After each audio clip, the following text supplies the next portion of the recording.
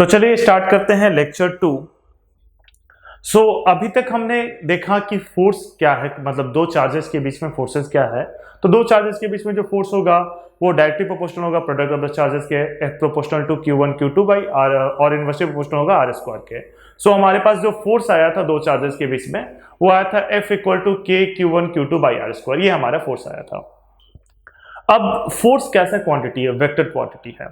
तो देखिए समझिएगा इस चीज को, जैसे हम ये बात कर रहे हैं कि एक चार्ज है Q1, इस Q1 चार्ज पे बहुत सारे चार्जेस, ये Q2 है, ये Q3 है, ये Q4 है, ये Q5 है।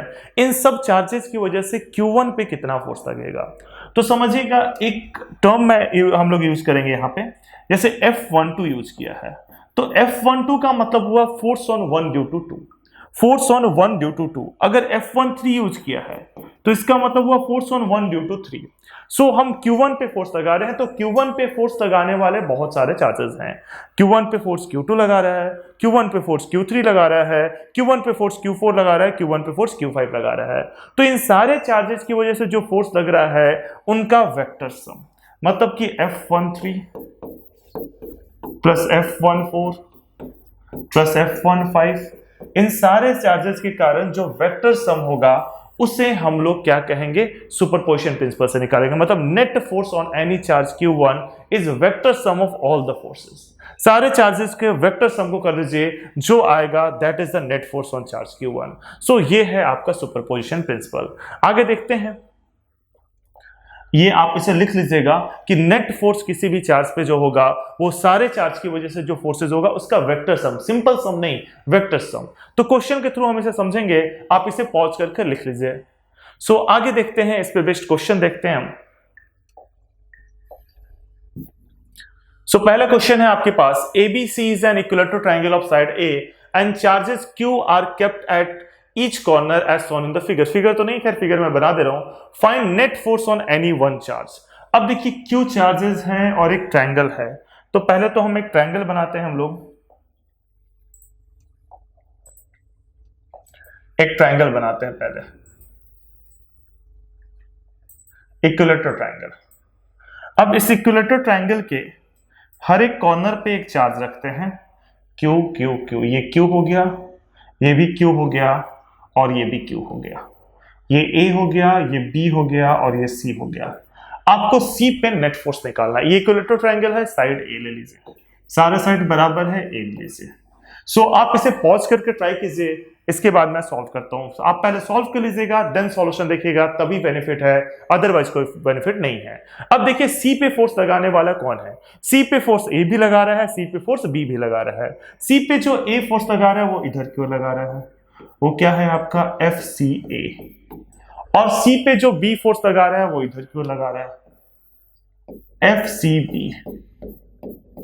ठीक है, FCA और FCB। FCA का वैल्यू क्या होगा, force on C due to A, ये क्या होगा, KQ square by A square, KQ square by A square. FCB क्या होगा, KQ square by A square, KQ square by A square. ये भी F हो गया और ये भी F हो गया। इन दोनों के बीच में एंगल कितना है, 60 डिग्री है, यानी ये एंगल भी आपका 60 डिग्री होगा। अब आपको नेट फोर्स निकालना है, तो नेट फोर्स ऐसा नहीं दोनों को ऐड करेंगे, वेक्टर क्वांटिटी है तो वेक्टर एडिशन करेंगे। और वेक्टर एडिशन मतलब कि रिजल्टेंट निकालना, आप जानते हो पैरेललोग्राम लॉ, ट्रायंगल लॉ, तो इन दोनों का रिजल्टेंट निकालना है। एंगल कितना है, 60 डिग्री है, तो रिजल्टेंट होगा, मतलब कि नेट फोर्स होगा F square plus F square plus 2F square cos 60। cos 60 तो आप जानते हो 1/2 होता है, यानी ये क्या हो जाएगा, 2F square plus 2F square cos 60, मतलब कि 1/2। 2 कैंसिल आउट हो जाएगा और ये आ जाएगा net force is equal to √3F square, यानी कि √3F।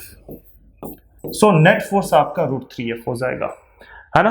अब नेट फोर्स को हम लिखते हैं आगे, आप इसे नोट डाउन कर लीजिए। कोई और तरीका से भी क्या कैलकुलेट किया जा सकता है, तो देखिए एक तो ये तरीका है, आप ऐसे कैलकुलेट करिए। दूसरा तरीका ये है, दो फॉर्मूला है जैसे आपने पढ़ा होगा कि जब फोर्सेस बराबर होगा तो रिजल्टेंट 2F cos θ/ 2 होगा। या क्या चीज है ये मैं बस इसके बाद बताता हूं, आप इसे नोट डाउन कर लीजिए पॉज कर आगे देखते हैं। सो देखिए मोस्ट ऑफ द केसेस में आपको फोर्सेस बराबर नहीं मिलेंगे, और जब फोर्सेस बराबर मिलेंगे तो ये दो फॉर्मूला आपको, एक तो रिजल्टेंट का फॉर्मूला, जब फोर्सेस इक्वल होंगे तो रिजल्टेंट क्या होगा, R = 2F cos θ/ 2, 2F cos θ/ 2। आप लास्ट क्वेश्चन में भी लगा के चेक कर सकते हैं, सेम आएगा। 60 डिग्री का एंगल था, 60 डिग्री पुट कीजिए, cos 60/2 cos 30 होता है, cos 30 √3/2, 2 से 2 कैंसिल आउट हो जाएगा, वो 2 √3/2 आएगा, ये 2 से ये 2 कैंसिल नहीं कर दीजिएगा एंगल के अंदर, ठीक है। √3/2 से 2 कैंसिल आउट हो गया, बचा √3, यानी F√3 आंसर होगा। आप इससे निकाल सकते हो। ऐसा इसलिए बता रहा हूं क्योंकि मोस्ट ऑफ द केसेस में आपको फोर्सेस इक्वल मिलेंगे, फोर्सेस सेम मिलेंगे। या दूसरा तरीका ये भी है, ये ऑब्जेक्टिव के लिए हेल्पफुल रहेगा। ये तीन एंगल आपको ज्यादातर मिलेंगे, 120 डिग्री, 90 डिग्री और 60 डिग्री। तो 120 डिग्री पे रिजल्टेंट F√1, 90 डिग्री पे रिजल्टेंट F√2 और 60 डिग्री पे रिजल्टेंट F√3। सो ये आपको याद रखना है। आगे देखते हैं हम लोग।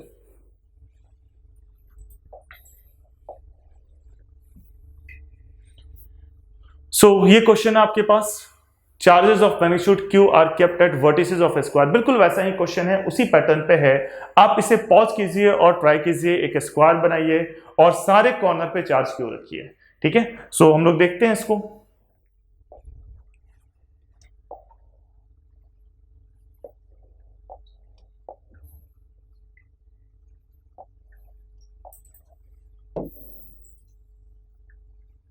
स्क्वायर हो गया, इसके हर एक कॉर्नर पे चार्ज Q रखते हैं, Q, ये A हो गया, B हो गया, C हो गया और D हो गया। C कॉर्नर पे जो चार्ज Q रखा हुआ है उस पे नेट फोर्स कितना होगा, नेट फोर्स एट C बताना है आपको, FC नेट बताना है कितना होगा, ठीक है। सो देखिए एक एक करके सबकी वजह से निकालते हैं। अब देखिए B की वजह से जो फोर्स है वो इधर की ओर है ना, क्या होगा, FCB बोल देते हैं उसे, FCB। और इसके अलावा A की वजह से जो, D की वजह से जो फोर्स होगा वो इधर की ओर लगेगा, उसे FCD बोल देते हैं। और A की वजह से जो फोर्स होगा वो इधर की ओर लगेगा, उसे FCA बोल देते हैं। तो ये तीन फोर्सेस लगेंगे। अब इन तीनों फोर्सेस के क्या वैल्यूज होंगे देखते हैं।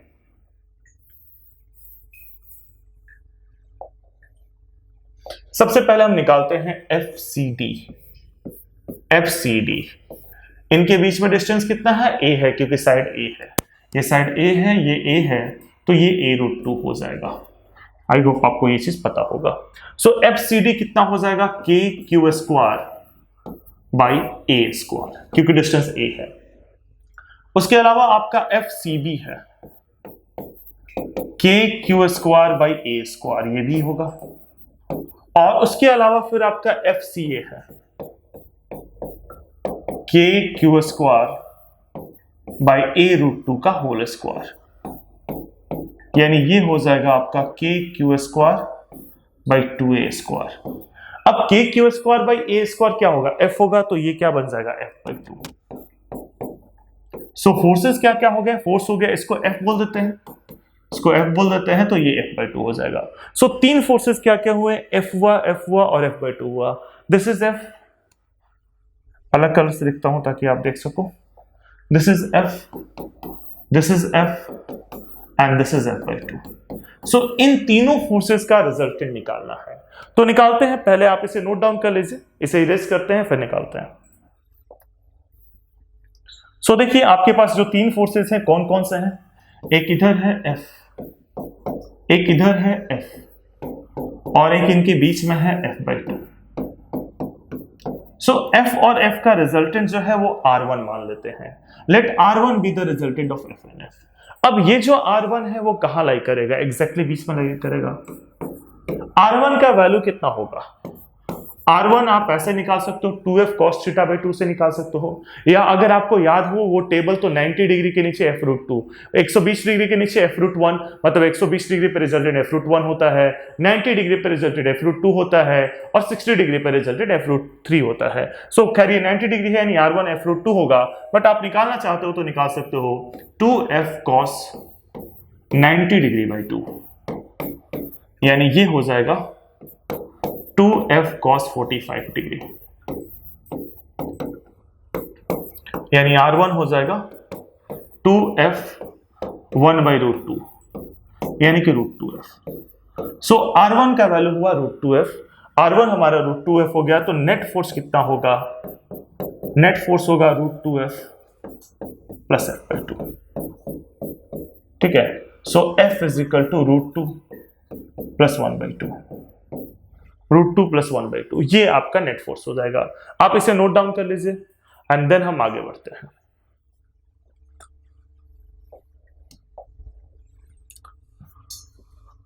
अगला टॉपिक है आपके पास इक्विलिब्रियम ऑफ चार्जेस। अभी तक हम कूलम्ब्स लॉ देखें, कूलम्ब्स लॉ का फॉर्मूला देखें, फोर्स क्या होता है, और फोर्स एक वेक्टर क्वांटिटी है तो कुछ वेक्टर भी देखें। हमें एक टॉपिक और पढ़ना है, वो अगले लेक्चर में देखेंगे, Coulomb's law in vector form. Coulomb's law in vector form अगले लेक्चर में देखेंगे। फिलहाल हम इक्विलिब्रियम ऑफ चार्जेस को समझते हैं, ये भी फोर्स का ही एक पार्ट है। इतना तो समझ में आ गया कि फोर्स आपका एक वेक्टर क्वांटिटी है, और अगर एक चार्जेस पे बहुत सारे फोर्सेस लगा काम कर रहे हैं तो जो नेट फोर्स होगा उन सब का वेक्टर सम के बराबर होगा। अब आते हैं equilibrium of charges. Equilibrium of charges क्या कहता है समझिएगा। देखिए, इक्विलिब्रियम एक कंडीशन है जिस कंडीशन में net force on each charge is zero. अगर सिर्फ एक चार्ज का बोला गया है तो खैर उस चार्ज का नेट फोर्स जीरो हो जाएगा, बट इक्विलिब्रियम ऑफ चार्जेस मतलब सिस्टम का बोला गया है इक्विलिब्रियम। जब सिस्टम की इक्विलिब्रियम की बात की गई है तो इक्विलिब्रियम में जितने भी चार्जेस हैं उन सारे चार्जेस पे नेट फोर्स जीरो करना होगा, उन सारे चार्जेस पे नेट फोर्स शून्य करना होगा। यही बात लिखा हुआ है कि equilibrium is a condition in which net force on each charge, not only one charge, each charge is zero. System के इक्विलिब्रियम की बात कर रहे हैं, अगर बहुत सारे चार्जेस हैं और उसका सिस्टम के इक्विलिब्रियम की बात किया गया है तो इसका मतलब net force on each charge is zero. Equilibrium एक कंडीशन है जिस कंडीशन में एक सिस्टम में जितने भी चार्जेस हैं उन सारे चार्जेस पे नेट फोर्स जीरो होगा। Equilibrium of force is a condition in which net force on each charge in the system is zero. एक एक करके हम देखते हैं इसको। पहला है two charges of magnitude q are separated by a distance 2a. What should be the magnitude of third charge small q and where should be it placed so that system reaches in equilibrium? आपको बताना है कि क्या magnitude होना चाहिए third charge का और कहां पे प्लेस करेंगे सो दैट सिस्टम इक्विलिब्रियम में पहुंचे। देखिए, कहां पे प्लेस करेंगे तो उस पॉइंट पे सेंटर पे प्लेस कीजिए। क्यों सेंटर पे प्लेस कर रहे हैं? इलेक्ट्रिक फील्ड जब आऊंगा तो मैं थोड़ा सा इसको ब्रीफ करूंगा, कि मैं बताऊंगा, बैक में लेके जाऊंगा आपको कि इक्विलिब्रियम में मैंने ये बात बताया था। नल पॉइंट करके टॉपिक होता है, वहां पे इस चीज को समझाऊंगा। फिलहाल तो यहां पे समझिए कि दो चार्जेस हैं इस तरीके से, Q और Q, और यहां पे एक चार्ज स्मॉल q है। ये हो गया A, ये हो गया B, और इन दोनों Q के बीच में डिस्टेंस कितना है? 2a है। स्मॉल q मैंने बता दिया कि सेंटर पे रखेंगे। अब आपको बताना है कि स्मॉल q का मैग्नीट्यूड कितना होना चाहिए। ठीक है, ऑब्वियस सी बात है, सेंटर पे रखेंगे यानी ये डिस्टेंस a हो गया और ये डिस्टेंस a हो गया।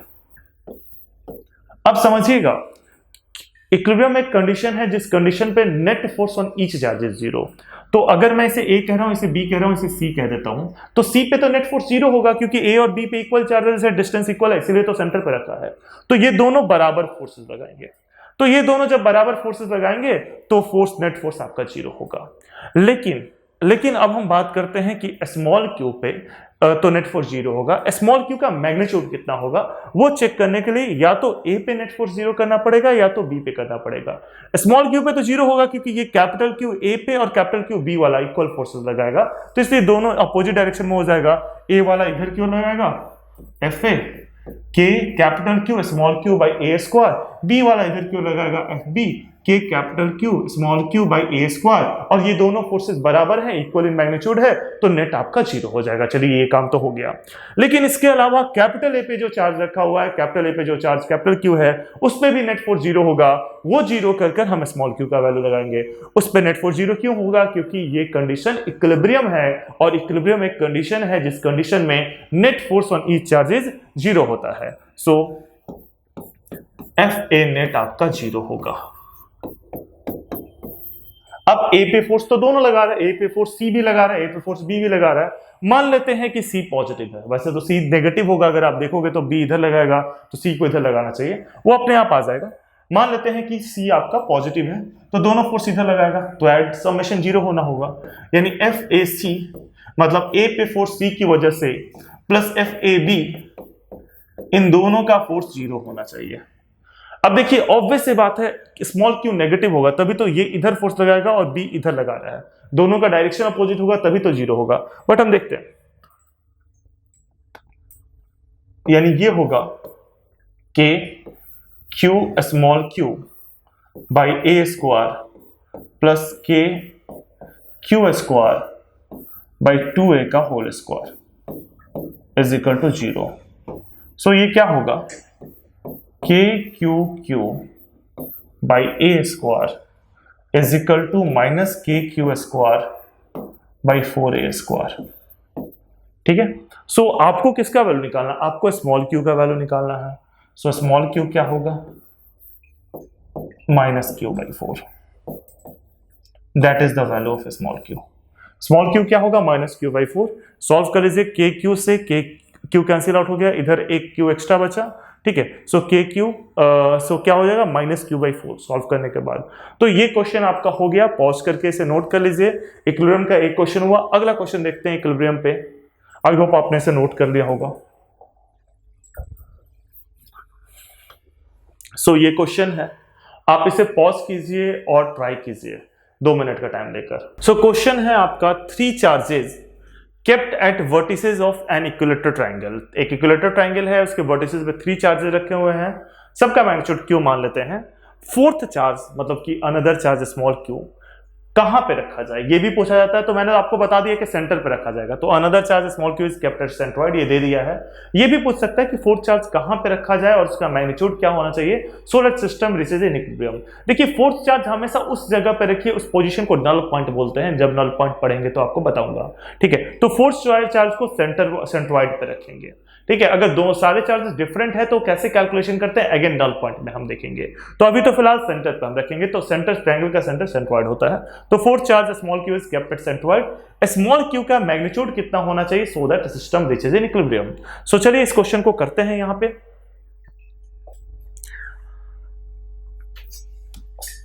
ट्रायंगल बना लेते हैं पहले। अब देखिए एक ट्रायंगल हो गया हमारे पास।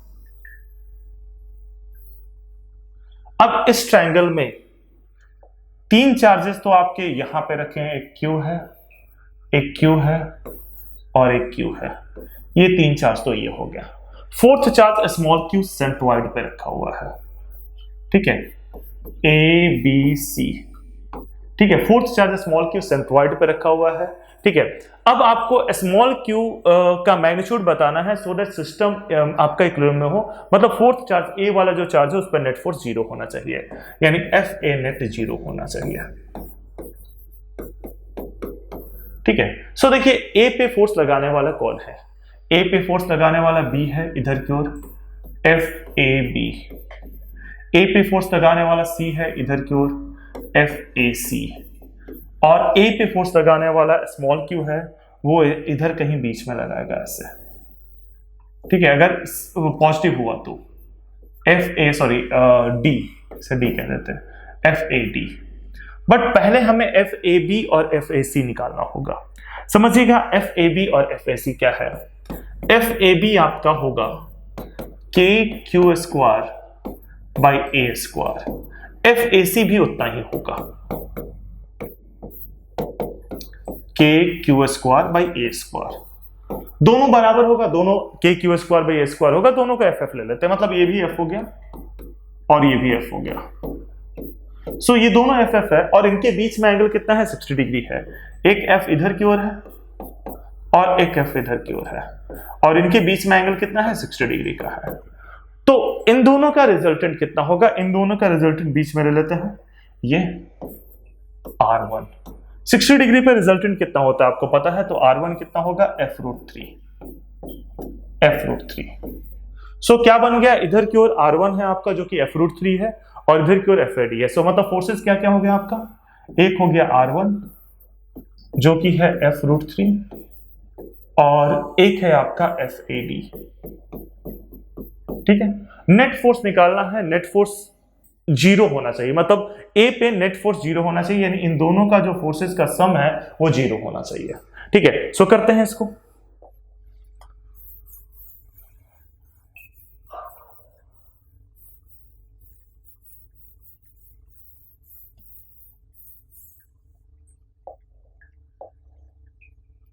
R1 प्लस FAD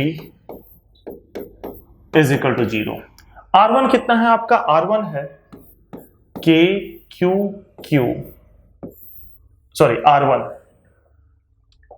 R1 है, अभी हमने R1 निकाला, R1 है f√3। सो f√3 मतलब कि KQ² बाई A²√3, ये R1 हो गया। और FAD मतलब कि D की वजह से A पे कितना फोर्स लगेगा। अब समझिएगा, आपको ये पता होना चाहिए कि ये डिस्टेंस A/√3 होता है। इक्विलैटरल ट्रायंगल में साइड अगर A है तो ये A/√3 होता है। 2:1 के रेशियो में डिवाइड करते हैं, पूरा √3/4 होता है, वैसे निकाल सकते हो, या फिर आपको पता होना चाहिए कि ये ऐसे परपेंडिकुलर ड्रॉ करते हैं, ये 90 डिग्री का, ये A/2 और ये 30 डिग्री का एंगल होता है, तो ये सिंपल ट्रिग्नोमेट्री यूज करके निकाल सकते हो। AD डिस्टेंस आपका A/√3 होगा। सो ये क्या होगा, KQQ बाई A/√3 का होल स्क्वायर।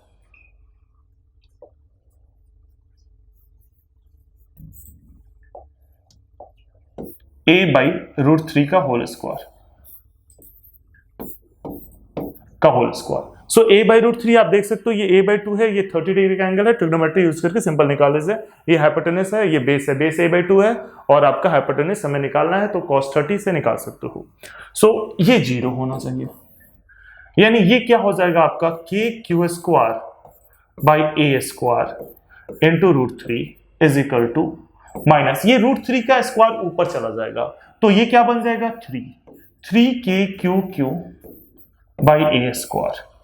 सो ये क्या होगा आपका, QQ कैंसिल आउट हो जाएगा, A से A कैंसिल आउट हो जाएगा, स्मॉल q क्या होगा आपका, minus capital Q by √3, minus capital Q by √3, ये स्मॉल q का वैल्यू हुआ।